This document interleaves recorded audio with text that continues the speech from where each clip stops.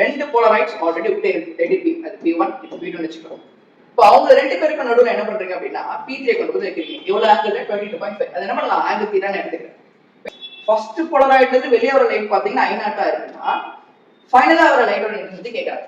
இப்போ according to law of Malus M1 light இருக்குல்ல, அது எப்படி இருக்கும்னா இன்ஸ்டன்ட் விட cos π டைம்ஸ் ஆகும். அதாவது cos π மல்டிபிள் பண்றா ஆகும்.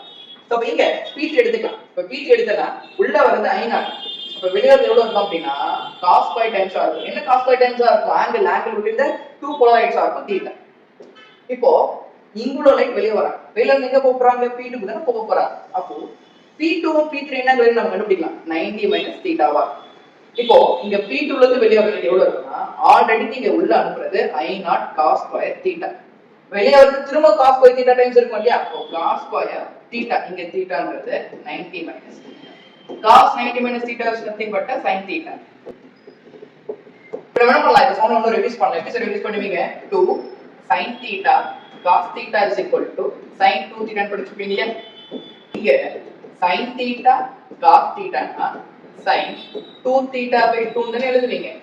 அப்போ இங்க I is equal to I0 sin square theta cos square theta னா sin square 2 theta by 4 வச்சுக்கலாமா?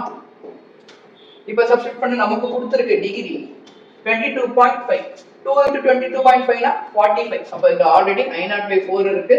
sin square ஆ 45.